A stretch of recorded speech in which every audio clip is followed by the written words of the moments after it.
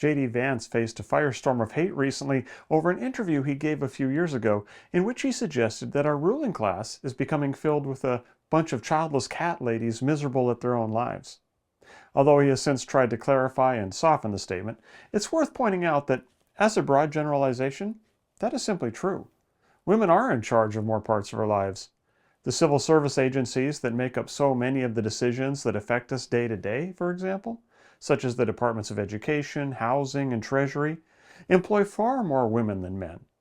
And to get ahead in those careers, women have to put childbearing on the back burner. That's the price of admittance to upper-level bureaucratic management. And unfortunately for them, and millions of others, achieving career success at the expense of children is not making women happy. As fertility rates have fallen, so have happiness levels. I've produced an entire documentary on this subject called Unprotected. I'll leave a link to it, as well as other videos and resources, in the description. But in this video, I want to focus on the fact that it's not just a woman issue, or a marriage issue, or even a parent issue. While childless women seem to be getting the focus of this conversation, it is essential to understand that family is more important than career for both men and women. And this is true regardless of whether a person ever gets married or has children. In other words, it is more important for you to focus on successfully living out your identity within your family than it is to focus on achieving career success. And this applies whether you are a man or a woman, married or single, parent or childless. Here's what I mean. We're all born into relational identities. We start life out as a son or a daughter at the very least. And then depending on our situation and our choices, we may also develop other relational identities throughout our lives. Granddaughter, grandson, brother, sister, cousin, niece, nephew, aunt, uncle, husband, wife, mother, father, grandmother, grandfather. So we are born as part of a family. There's no choice involved. However, we then get to choose A, how much we want to expand those familial identities, and B, how we will live within the ones we already have. Now, modern Enlightenment liberalism tells us that we should downplay, avoid, and even escape those familial relational identities, as they are oppressive and keep us from finding happiness in other pursuits, such as chasing sex, money, and power.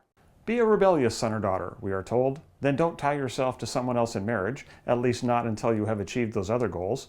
And certainly don't get dragged down having to raise expensive and annoying rugrats. Just focus on your desires and having fun. Traditional Christianity teaches the exact opposite. It tells us that familial relations are an integral part of being made in the image of God, and that living in family teaches us how to become less selfish and more aware of the concerns of others. Put another way, our family is intended to help us become holy. I've seen a simple example of this on mornings in our house in those seasons when everyone's living in home and has to get out the door at the same time. The kitchen, bathrooms, and hallways become the stage for a strange-looking dance, as my wife and I, our 2 young adult daughters, and our 2 school-age children all try to get ready, eat breakfast, and pack lunches without getting run over or running into others. To make it work, everyone has to look out for everyone else. In doing so, each of us, at least to some degree, gains the perspective of everyone else. And to make it work really well, which it certainly doesn't always, everyone has to consider how they might help the other people succeed. There's a word for that. It's called love. Family is where love is initially incubated and where it grows to fulfillment. As we lean into living together as a family, we become more loving. And since love is the meaning of life and the secret to happiness, to live without family is to seriously hinder one's chances at happiness. Again, I'll put some links that expand on this subject below, and I'll have many more videos discussing love and the meaning of life. Now let's be clear. This doesn't mean Christianity teaches that everyone must get married, have children, and be the head of your own family. Certainly, that is the norm. But there are many examples in Scripture and church tradition in which people fulfill their calling in life apart from marriage and children. Following Jesus may involve staying single and childless for life. Indeed, many people are unable to have children at all, through no choice of their own. But notice that these instances do not mean that God ever wants you to abandon the essential duties of your familiar relations in order to chase after worldly success. I have a friend who is in his 50s and has never been married or had children. He would like to do both, it just hasn't worked out so far. However, he recently moved cities and changed jobs in order to take care of his elderly mother. This is a great example of what I am talking about. He may not be a husband or a father, but he's doing an amazing job of living out his identity as a son. And that is a more valuable act than anything he could do career-wise.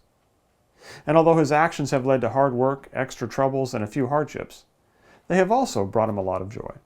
Want another piece of evidence in support of this point? Go walk through a cemetery and read the headstones. They tell you what identifiers people consider truly important in life.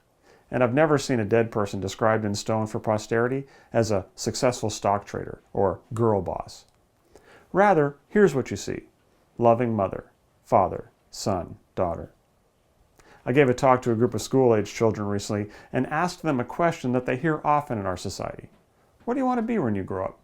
I got the usual array of responses: firefighter, astronaut, YouTuber. But I suggested to them that they were thinking about the answer to that question all wrong. Those are careers.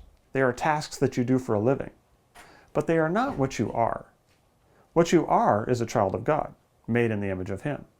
What you are is a son or a daughter, a brother or a sister. And someday, Lord willing, you may be a mother or a father. Your goal as you grow up can and should include training to work in careers. But they are not what is ultimately important. What is ultimately important is that you grow up to fulfill your role in your family to the very best of your ability. And as you do that, you will find the happiness and joy that comes from being what God has created you to be. Thanks for joining me today. Please hit the like and subscribe buttons so you don't miss any of the great content we have coming up on this channel.